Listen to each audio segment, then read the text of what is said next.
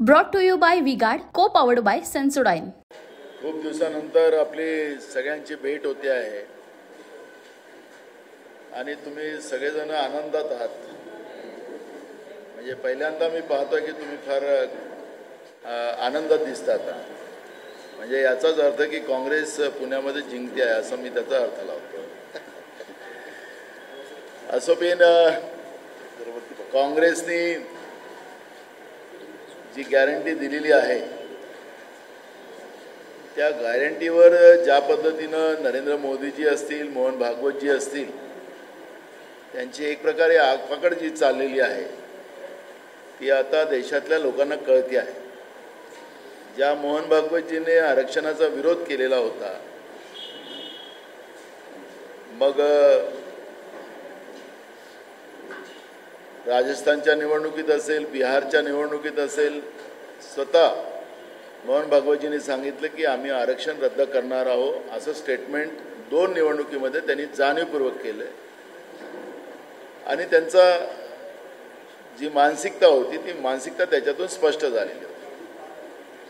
नरेंद्र मोदीजी तर जनगणनेवर इतकी आकपाकड करायला लागले की आमच्या भगिनींचं जे मंगळसूत्र आहे त्या मंगळसूत्रापर्यंत ते पोहोचले. भाजपला आरक्षणाचा विरोध आहे हे स्पष्ट आहे. भाजपला लोकांमध्ये जसं महाराष्ट्रामध्ये मराठा ओबीसी आरक्षणाचा वाद असो, धनगर आदिवासींचा आरक्षण वाद असो, या वादालाच कायम पेटवून ठेवण्याची भूमिका ही भाजपची आहे. काँग्रेसनी जातीनिहाय जनगणना आणि ते आर्थिक, सामाजिक आणि शैक्षणिक सर्वेक्षण आम्ही त्या माध्यमातून करू. समाजाचं क्लिअर आरसा आम्ही त्या माध्यमातून पुढे आणू आणि या प्रत्येक समाजाला न्याय देण्याची भूमिका काँग्रेस पक्षाने केली.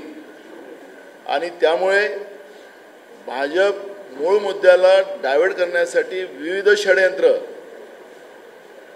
या निवडणुकीमध्ये वापरताना आपण पाहतोय. आणि इतक्या खालच्या पातळीवर ते जातात की देशातल्या लोकांनी आता ती भूमिका समजलेली आहे. महाराष्ट्रामध्ये पहिल्या आणि दुसऱ्या टप्प्यामध्ये ज्या निवडणुका झाल्यात त्याच्यामध्ये नागपूर विभागातील 5 लोकसभा, नागपूर, रामटेक, भंडारा, गोंदिया, गडचिरोली आणि चंद्रपूर या 5ही जागा महाविकास आघाडी पर्यायाने काँग्रेस जिंकते आहे. दुसऱ्या टप्प्यामधल्या ज्या जागा आहेत त्याच्यामध्ये सुद्धा एका जागाचं थोडा हे आहे. त्याही 4ही जागा काँग्रेस जिंकेल अशा पद्धतीची परिस्थिती आहे. नांदेड आम्ही जिंकतो आहे. त्यामुळे जे काही महाराष्ट्रामधलं जे वातावरण आहे ते महाविकास आघाडीच्या बाजूने आहे. आणि काँग्रेसने दिलेला जो जाहीरनामा आहे त्या जाहीरनाम्याला, त्या गॅरंटीला लोकांनी मान्यता दिलेली आहे. आणि लोकांचा कौल मोठ्या प्रमाणात महाविकास आघाडीच्या बाजूने आपल्याला पाहायला मिळतं. जनतेने निवडणूक अंगावर घेतलेली आहे. उमेदवार कोण आहे हा त्याच्यातला नंतरचा मुद्दा राहतो, पण आम्हाला कुठल्याही परिस्थितीत महाविकास आघाडीच्या उमेदवाराला निवडून आणणं या पद्धतीची भूमिका आता जनतेने घेतलेली आहे. आणि हे चित्र महाराष्ट्रामध्ये त्या पद्धतीचं स्पष्ट होत चाललेलं आहे. पुण्यामध्ये सुद्धा आता 3ऱ्या टप्प्यातली ही निवडणूक आहे. आमचं हे 4था टप्पा आहे. 3ऱ्या टप्प्यामध्ये आम्ही सोलापूर, आमचं कोल्हापूर आणि हातकंगले, सांगली, सातारा आणि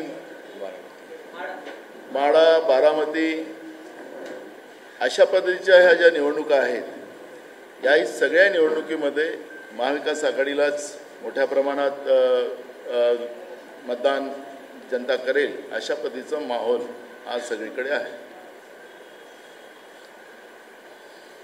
तुम्ही प्रश्न विचारू शकता. नरेंद्र मोदींची पुण्यात सभा होते. येत्या 3 दिवसात जवळपास 6 सभा आहेत. उद्या, आज, उद्या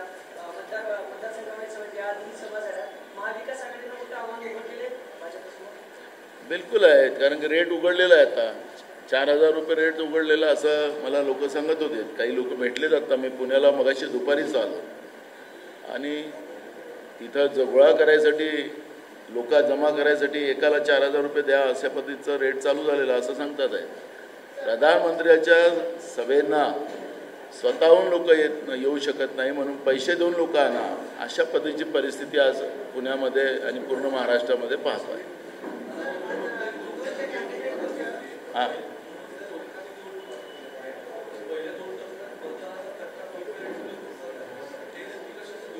बरोबर आहे की त्याच्यामध्ये भाजपचेच लोक यावेळेस मतदानाला गेले नाही असे चित्र आपल्याला पाहायला मिळत आहे.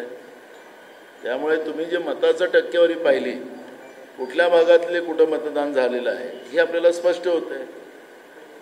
भाजपचेच लोक मतदानाला जात नाही असं चित्र आता आलं.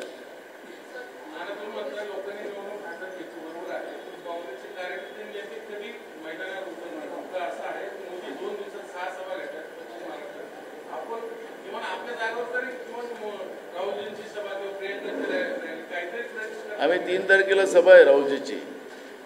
आत्ता त्याचीच आढावा एक मीटिंग ठेवलेली होती आणि 3 तारखेची सभा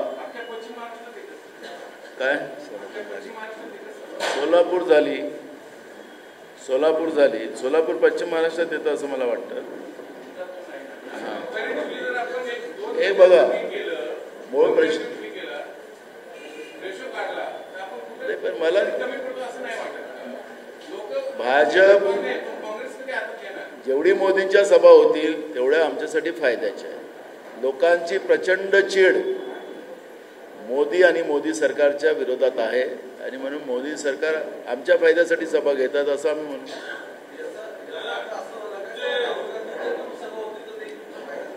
नाही, राहुल गांधींच्या सभा, कारण की राहुलजी सगळ्या देशभरात सभा घेतात आहे. आपल्याला जेव्हा विश्लेषण येईल त्याच्यामध्ये राहुल गांधींच्याच सभा मोदीपेक्षा जास्त पाहायला मिळतील. आपल्याला देशभरामध्ये सगळ्यात जास्त सभा राहुल गांधींच्याच राहणार आहे. ते सगळीकडे जातात आहेत. त्यामुळे परवाची जी 3 तारखेची सभा आमची जी आहे पुण्यामध्ये राहुलजींची, ती पण भव्य सभा होती.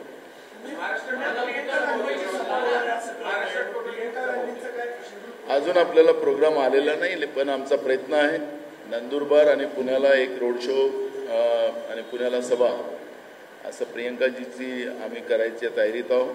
त्या पद्धतीचं आम्ही पत्र पण पाठवलं.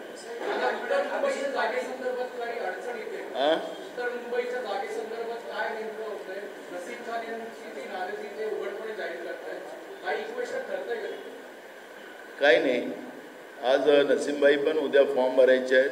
त्या फॉर्म भरायला नसीमबाई स्वतः राहतील. त्यांची समजूत काढण्यात आलेली आहे. आणि मूळ प्रश्न आहे की जे काही सर्वे आलेले आहेत त्या सर्वे आधारावर यावेळेस तिकिटा दिल्या गेलेल्या आहेत. आम्हाला कुठल्याही परिस्थितीत केंद्रामध्ये नरेंद्र मोदीचं सरकार, भाजपचं सरकार सत्तेतून बाहेर काढणं हाच उद्देश आमचा आहे. आणि त्या दृष्टिकोनातून हायकमांडनी सर्वेच्या आधारावर ती तिकीट दिलेली आहे. नसीमबाईंनाही समजून सांगितलं. आता उद्या जे फॉर्म भरायला स्वतः नसीमबाई त्या फॉर्म भरायला जातात.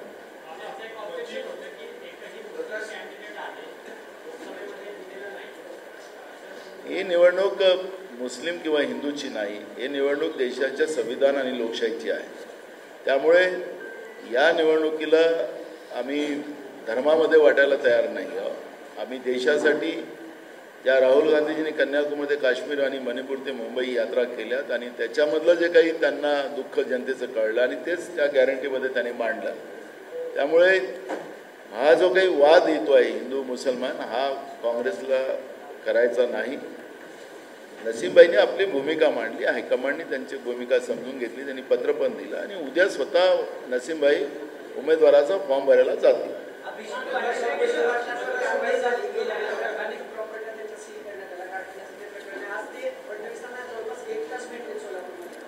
असं आहे, आमचे धवलसिंग मोहिते पाटील त्यांच्यावर खोटा आरोप टाकून त्यांना त्यांच्या सोबत्यांना जो त्रास दिला तो काही पुण्याच्या लोकांना, पुण्याच्या प्रेसला काही लपलेला नाही.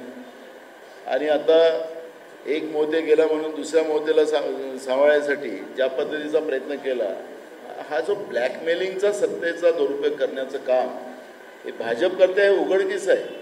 तसं जर सत्यजित पाटलाचाही तोच विषय आहे. आता आपल्यासाठी वापरायसाठी आता आमचं ठाणे जिल्ह्यामध्ये आमच्या एका ब्लॉक अध्यक्षाला प्रदीप पाटील म्हणून होते, प्रदीप पवार म्हणून, त्याला असंच त्याला 40 कोटीचं नोटीस पाठवून दिलं नगरपालिकेचं, आणि त्याला आज दहशत करून त्याच्यावर त्याला पक्षात घेतलं. आणि पेपरला बातम्या आल्या काँग्रेसला मोठी खिंडार. काँग्रेसला कुठेही खिंडार होत नाही. एक नेता गेला म्हणून काँग्रेसला नुकसान होतं असं नाही. काही लोकांना या पद्धतीचा दबावतंत्र करून त्याला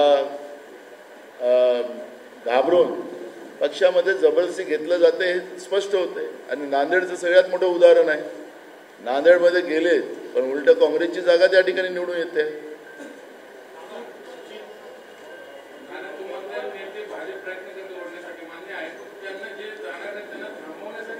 दोन गोष्ट आहे ना, काँग्रेसची जनतेची नाळ जोडलेली आहे. काँग्रेसनी नेते निर्माण केलेत, भाजपनी नेते निर्माण नाही केलेत. आमचेच लोक घेऊन 65% त्यांच्याजवळच गेले, जे काही दबाव तंत्रामध्ये गेलेत ते. पण जे कर्मठ कार्यकर्ते ते अजूनही काँग्रेसमध्येच आहे. आणि काँग्रेसचं वातावरण महाराष्ट्रामध्ये कसं आहे ते आपल्याला प्रेस म्हणून सगळ्यांना माहिती आहे. त्याच्यामुळे नेत्यांचा भाग जो आहे ते कसे चालले दबक्या आवाजात ते नेते पण सांगतात. आता पुणे जिल्ह्यामध्ये जे काही घडल्यात, घरामध्ये भांडण लावलं भाजपने एका, हे कशामुळे भांडण झालं? 72,000 कोटीचा भ्रष्टाचार तिकडे भोपाळमध्ये सांगितला आणि 4 दिवसामध्ये मंत्रिमंडळ, आणि त्या घरामध्ये गेलं भांडणं, पवार विरोधात पवार. ही काही संस्कृती महाराष्ट्राची नाही आणि आपल्या देशाची पण नाही. पण भाजपनी जी असंस्कृत व्यवस्था देशामध्ये राजकीय व्यवस्थेमध्ये निर्माण केली त्याचे परिणाम भाजपला भोगावे लागतील आणि ते निकालामध्ये आपल्याला स्पष्ट पाहतात.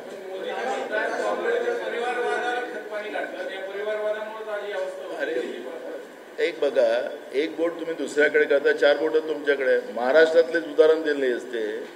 मुंडे परिवार आहे, दानवे परिवार आहे, किती परिवार सांगू तुम्हाला. महाजन परिवार आहे, त्याचा हात बंद केलं त्यांनी. असे खूप आहे. आता त्या उदाहरणाला मला जायचं नाही. अमित शहा काय करतायत? परिवार त्याच्या पोराला क्रिकेट तरी खेळता येतं का? मग आता या सगळ्या विषयावर दुसऱ्याकडे एक बोट दाखवत असताना आता ज्याला परिवार नाही ते परिवार सांगत कसं? मूळ प्रश्न असा आहे की मूळ मुद्द्याकडे प्रधानमंत्र्यांनी यावं. आमचा एवढाच सल्ला आहे त्या लोकांना. ते देशाचे प्रधानमंत्री आहेत, ते साधारण नरेंद्र मोदी नाही आहेत. आणि जनतेच्या मूळ प्रश्नावर त्यांनी चर्चा करावी ही मागणी काँग्रेस पक्षाची आहे. कोणाच्या परिवाराबद्दल करणार, कोणाला ब्लॅकमेलिंग करणार, कोणाला 72,000 कोटीचा भ्रष्टाचार सांगणार, कोणाला कोणतावाला ते आदर्श घोटाळा सांगणार. आणि हे आता सांगणं बंद करावं मोदीजींनी.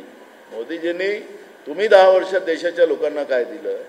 कोरोना दिला, कंट्रोलच्या दुकानामध्ये तो तांदूळ देताय, तो चीनमधला प्लॅस्टिकचा तांदूळ मिक्स करून देताय. सांगा ना, ते वस्तुस्थिती मांडा ते लोकांच्या समोर. चीनसोबत तुम्ही आपला देश सांभाळणारी व्यवस्था सांगता. चीनने आपल्या सीमा सील केल्यात, आपल्या सीमेवर आलेत. ते कशाला आता निवडणुकीच्या प्रक्रियेमध्ये देशाचे संरक्षण मंत्री सियाचीनला गेले? आखरी चीनने त्या ठिकाणी आपलं रस्ते बांधणं सुरू केलं, पूल बांधणं सुरू केलं. त्या गोष्टी पुढे आल्या पाहिजे ना. तुम्ही देशासाठी लढत असाल, देशाचे प्रधानमंत्री आहात, खोटं बोलून एवढं खोटारडा प्रधानमंत्री या देशाने पहिल्यांदा पाहिलेला आहे. आणि आमचा मुद्दा एकच आहे की प्रधानमंत्र्याची भूमिका, प्रधानमंत्र्यांनी प्रधानमंत्री पदाची गरिमा ठेवावी एवढंच आमचं मत आहे.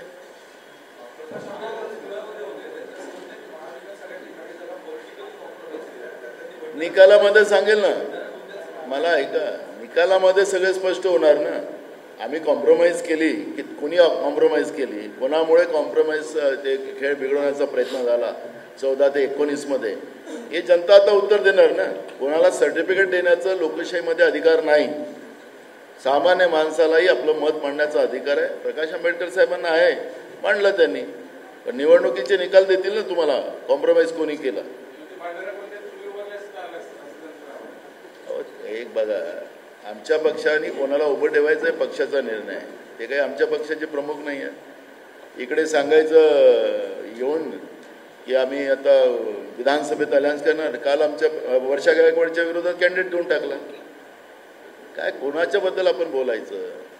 आपण कोणाशी कॉम्प्रोमाइज करतोय हे सगळं लोकांना ओळखलेलं आहे. आता 14 मध्ये काय नुकसान झालं ते बौद्ध समाजालाही समजलं. 19 मध्ये काय नुकसान झालं त्याचे परिणाम आज देश काय भोगतोय, संविधान आणि लोकशाहीवर कसा घाला टाकलेला आहे ते लोकांना कळलेलं आहे. त्यामुळे प्रकाश आंबेडकर हा विषय जो आहे आमचा चर्चेचा विषय नाही आहे. आमचं देशाचे प्रधानमंत्री नरेंद्र मोदी आणि भाजप त्यांनी जनतेला उत्तर द्यावं. विषयाला डायव्हर्ट करू नका वारंवार. वस्तुस्थिती लोकांच्या समोर मांडा. तोच परिवारवाद, तेच गांधी, तेच नेहरू किती वर्ष तुम्ही मांडणार?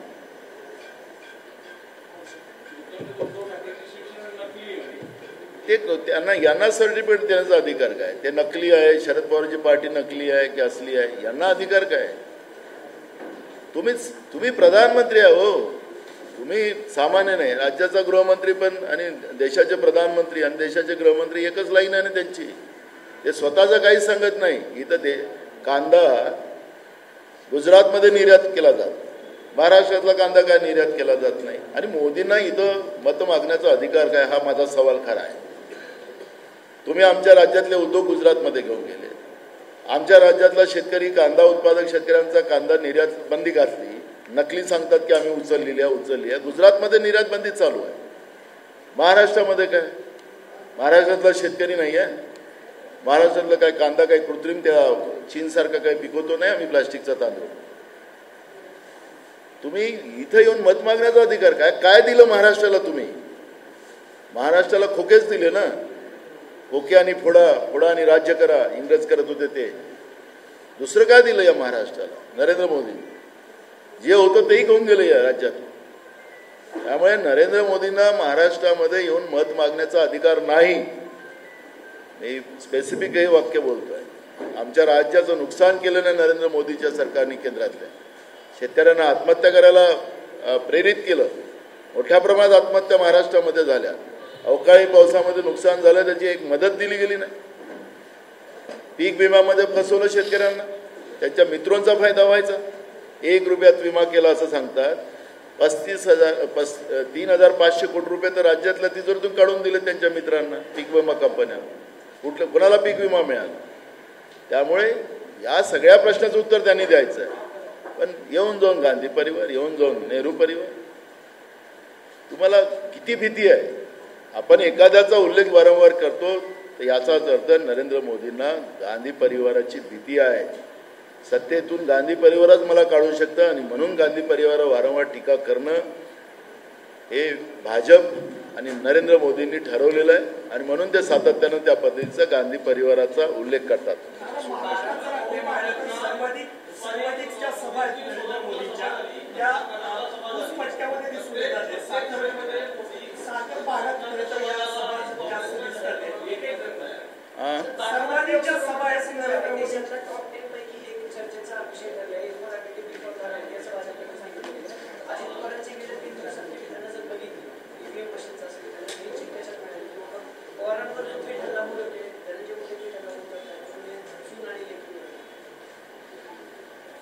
मला अजितदादांबद्दल काय बोलावं मला काही कळत नाही आहे. त्याच्याबद्दल नाही. माझं टार्गेट आहे भाजप. कारण की हा जो सत्यानाश महाराष्ट्राचा केला आहे ते भाजपने केलेला आहे, नरेंद्र मोदींचे. आज सोलापूरमध्ये त्यांची सभा झाली. या सोलापूरच्या सभेमध्ये आज तुम्हाला माहितीसाठी सांगतो, असे एक शहर आहेत आपल्या आणि गावं की महिनोमहिने पाणी भेटत नाही पिण्याचं. काय नरेंद्र मोदींचं काम नव्हतं पाणी टंचाईबद्दल एक शब्द बोलायचं? त्यांचं भाषण काढून बघा. साधं पाणी टंचाईवर बोलले नाहीत की दुष्काळाची परिस्थिती आहे, पाणी टंचाई, लोक मरो की काय व्हावं, काय घेणं देणं नाही प्रधानमंत्र्यांना. ते प्रधानमंत्री आहेत आज. त्यांना साधं लोकांच्या पिण्याच्या पाण्याची व्यवस्था करता आली नाही. हर सबको मिलेगा घर, घर में होगा नल, नल में होगा जल, फक्त घोषणाबाजी करायची. महाराष्ट्रातली पिण्याच्या पाण्याची टंचाईची काय हाल आहेत तुम्हाला माहीत आहे. प्रधानमंत्री साधं त्याच्यावर चर्चा करायला तयार नाही, शेतकऱ्यांच्या आत्महत्येवर काही बोलायला तयार नाहीत. अशा परिस्थितीत त्यांच्या किती सभा झाल्या तुम्ही म्हणालात त्याप्रमाणे, त्या सभेचं फायदा कमी आहे त्यांच्यासाठी, फायदा आम्हाला जास्त आहे. पण एक गोष्ट आहे की थोडंसं तरी ठेवलं पाहिजे, काहीच नाही. महाराष्ट्रातील सर्वात जास्त मोदींच्या ज्या सभा आहेत त्या साखर पट्ट्यामध्ये होताना पाहायला मिळतात. मात्र साखर विभागाशी जे संलग्नित जे नेते आहेत त्यांच्यावरती ही दाढी पाहायला मिळतात. नक्की साखर पट्ट्यातील नेत्यांना टार्गेट केलं जातं. जे सोबत आहेत त्यांच्यावर नाही, त्यांना 150-200 कोटी रुपये देण्यात आले. केंद्रामध्ये सहकार खातं, देशाचे गृहमंत्री जे देशातले कायदा सुव्यवस्था सांभाळू शकत नाही त्याच्यासाठी एक वेगळं खातं उघडण्यात आलं. देशातल्या सहकार व्यवस्था संपवायच्या आणि जे कोणी सहकार व्यवस्थेमध्ये चांगले काम करतात त्याच्यावर कुठलाही लॅकुना काढून त्याला दाबून कसं आपल्याकडे ओढता येईल त्या पद्धतीचा प्रयत्न केला जातो आहे. त्यामुळे साखरपट्ट्यामध्ये किती त्यांनी या पद्धतीचं भाषणबाजी केली त्याचा काहीच उपयोग होणार.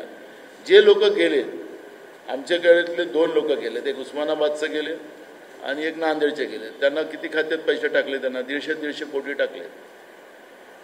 सांगायचं तात्पर्य असं, आमच्याकडे नाही तर जेलमध्ये जा, 2च मार्ग असतात. आमच्याकडे आले तर आम्ही पैशाचा फायदा देऊ, खुलं ऑफर असतं.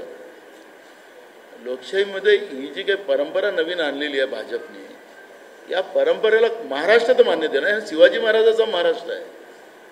छत्रपती शिवाजी महाराजांच्या महाराष्ट्रामध्ये या पद्धतीनं धमकी देणं आणि महाराष्ट्राच्या लोकांना घाबरवणं, असं त्यांना वाटत असेल की घाबरून आम्ही यांना हरवू शकतो. छत्रपती शिवाजी महाराजांचा महाराष्ट्र आहे, शाहू फुले आंबेडकर विचाराचा महाराष्ट्र आहे. या महाराष्ट्रात कदापि होऊ शकत नाही. महाराष्ट्रात जेव्हा निकाल पुढे येतील त्या निकालामध्ये भाजप पराभूत आपल्याला होताना पाहायला जाईल.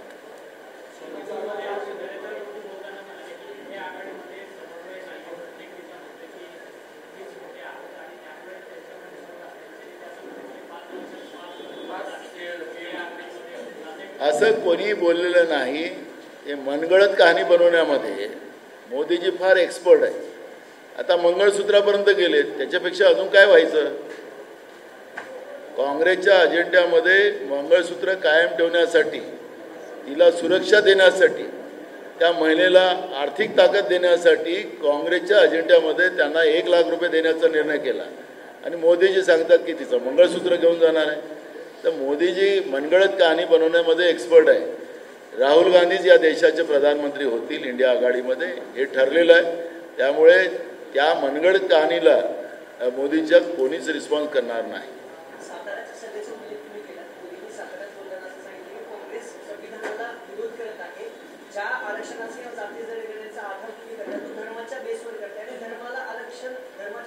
म्हणून तर आमचे राष्ट्रीय अध्यक्ष मोदयांनी, मल्लिकार्जुन खरगे साहेबांनी त्यांना सांगितलं की तुम्हाला आमचा जाहीरनामा कळलं नसेल तर मी येतो तुम्हाला समजवायसाठी, त्याच्यातला तुम्ही सांगा. असा धर्म कुठं, तुम्ही अजेंडा आमचा वाचलेला असेल, आमची गॅरंटी वाचली असेल. आपल्या देशामध्ये शेड्यूल कास्ट आणि शेड्यूल ट्राईब या 2 जातीची जातीनिहाय जनगणना, आर्थिक, सामाजिक आणि शैक्षणिक सर्वेक्षण केलं जात होतं 2011 पर्यंत. त्याच पद्धतीनं या देशातील विविध जातीच्या लोकांचे, धर्माचा नाही उल्लेख केलेला आहे, त्यामध्ये उल्लेख केलेला आहे जातीचा, की विविध जातीची जातीनिहाय जनगणना, आर्थिक, सामाजिक आणि शैक्षणिक सर्वेक्षण आम्ही करू, अशा पद्धतीचा उल्लेख त्यांनी केलेला आहे.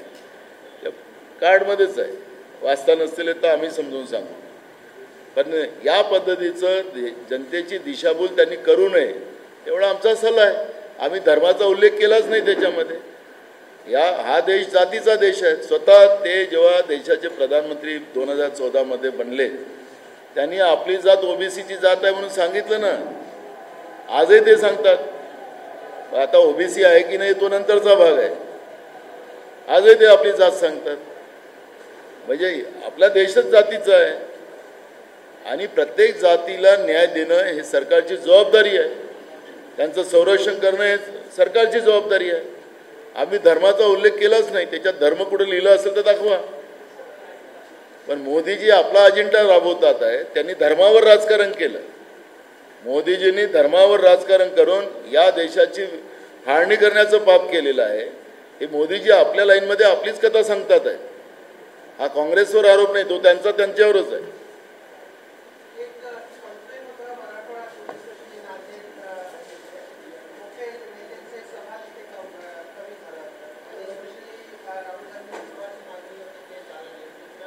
दुसऱ्या टप्प्यामध्ये राहुलजी स्वतः निवडणुकीत उभे होतात वायनाडमध्ये.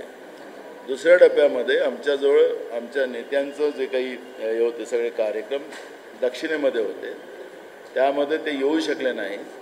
तरी अमरावती आणि भंडारा अशा 2 सभा राहुलजीच्या झाल्यात.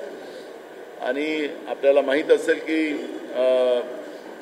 नांदेडमध्ये सुद्धा मी तुम्हाला सांगितलं ना की मोदीजींना त्यांचे नड्डा असतील, त्यांचे अमित शहा असतील, त्यांचं जे योगीराज असतील, काय म्हणतात योगी हां ते असतील, त्यांचे छोट्यापैकी मोठ्यापासून सगळे नेते इकडे पूर्व विदर्भातही फिरलेत. पण त्याला काही उपयोग नाही. नागपूरची जागा काँग्रेस जिंकते आहे, याच्यापेक्षा अजून काय तुम्हाला सांगू.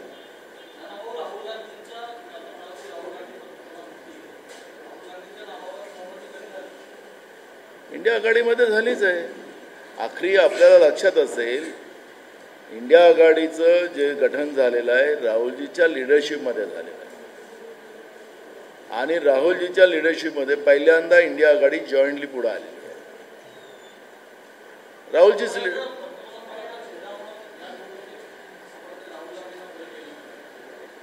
आहेच ना. आमच्याजवळ तो चेहरा राहुल गांधीचा आहे. आज देशामध्ये तुम्ही महाराष्ट्रात आता तुम्ही सगळे महाराष्ट्र तुम्ही सामान्य माणसाला विचारा, म्हणजे राहुल गांधींना प्रधानमंत्री करायसाठी आम्ही मत मारतोय असं उत्तर जनताच देते आहे.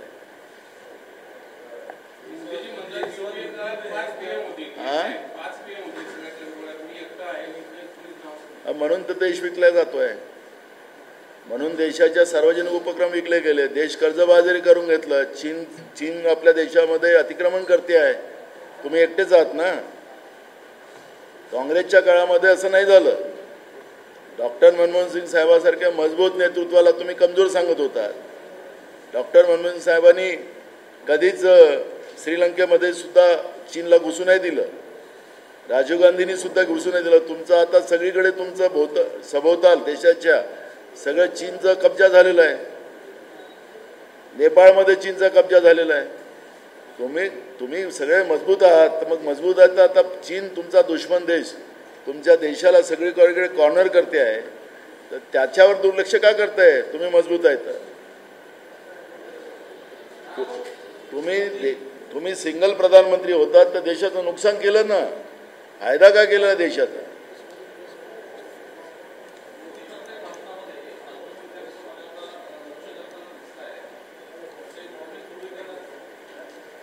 आता देशामध्ये यांच्या धार्मिक ध्रुवीकरणाला लोकांनी साथ देणं बंद करून टाकलेलं आहे. ज्यांनी कितीही काही बोललं तरी ध्रुवीकरण आता होत नाही आहे. आणि नवीन पिढीमध्ये तुम्हाला ज्या दिवशी त्यांनी राजस्थानमध्ये मंगळसूत्राचं भाषण केलं त्यावेळेस नवीन पिढीचा ट्रोल सोशल मीडियावर आपण बघा. नरेंद्र मोदीवर या सगळ्यात तरुण पिढीने ज्या पद्धतीनं त्यांनी त्यांच्या विरोधात स्टेटमेंट केलेलं आहे सोशल मीडियावर ते आपण बघा. तेव्हापासून नरेंद्र मोदीजींनी ती आपली भाषाच बदलून टाकली की मी त्याला चुकीचं बोललो. आता भाषा बंद झाली ती. तरी त्यांच्या मनामध्ये जो गांधी परिवाराबद्दलचा राग आहे हे सातत्याने मांडत राहतात. आम्ही महाविकास आघाडी बरोबर आमच्या सगळ्या नेत्यांना कामाला लावलेलं आहे आणि त्या पद्धतीचं काम त्या ठिकाणी सुरू आहे.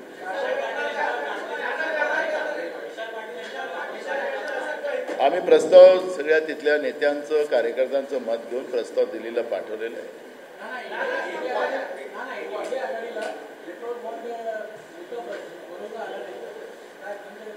बघा आम्ही देशासाठी काय करणार, देशाच्या जनतेसाठी काय करणार ही भूमिका मांडणं हे आमचं काम. यांचं निवडणूक फंड कसा गोळा केला, चंदा दो धंदा लो, ही सगळ्यांना भूमिका स्पष्ट झालेली आहे. जनतेला माहीत आहे नरेंद्र मोदी आणि नरेंद्र मोदीच्या सरकारने या देशासाठी, देशाच्या बरबादीसाठी काय काय केलेलं आहे हे सगळ्यांना कळलेलं आहे. त्याच्यामुळे काँग्रेसची भूमिका आहे की आम्ही देशासाठी काय करणार, देशाच्या प्रत्येक नागरिकासाठी काय करणार, शेतकऱ्यांसाठी काय करणार, शेतमजुरांसाठी काय करणार, महिलांसाठी काय करणार, युवकांसाठी काय करणार, ही भूमिका आम्ही मांडतोय. आम्हाला त्यांचा विरोध करण्यापेक्षा आम्हाला आमचे मुद्दे मांडणं महत्त्वाचे आहे आणि आम्ही आमचे मुद्दे मांडतो म्हणून बीजेपी आमच्या मुद्द्याच्या मागे धावते आणि म्हणून बीजेपी सातत्यानं आम्हाला टार्गेट करते. म्हणून आमचं सांगणं आहे की तुम्ही 10 वर्षात काय केलं तेवढं सांगा ना.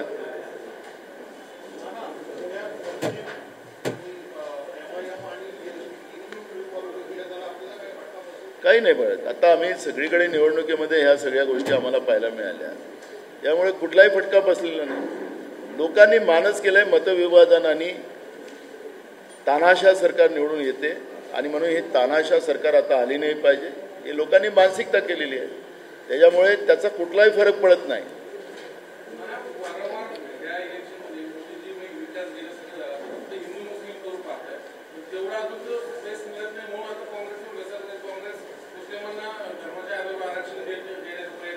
आम्ही ते षडयंत्र तर भाजपचंच आहे. आम्ही कुठेही आमच्या अजेंड्यामध्ये मुस्लिमांना आणि कुठल्या हिंदूचा उल्लेख केलेला नाही.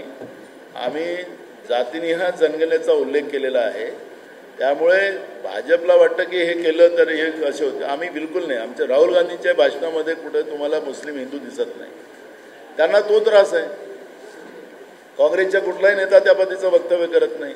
त्यांना त्याचा त्रास आहे. आता हे लोक तर काय करतात. आता सुरतमध्ये आमच्या उमेदवाराला कब्जात घेतलं, त्याला विड्रॉल करून घेतलं, त्याला ताब्यात घेऊन टाकलं. इंदोरमध्ये तेच केलं. तर ठीक आहे ना, करा ना तुम्ही. किती ठिकाणी करणार, सगळीकडे तर नाही करू शकत. काही नाही पर्याय, काही पर्याय अजिबात नाही. महाराष्ट्रामध्ये बीजेपीचा हा शेवटचा काळ आहे, एवढंच तुम्हाला सांगतो. Brought to you bye V-Guard, को पॉवर्ड बाय सेन्सोडाइन.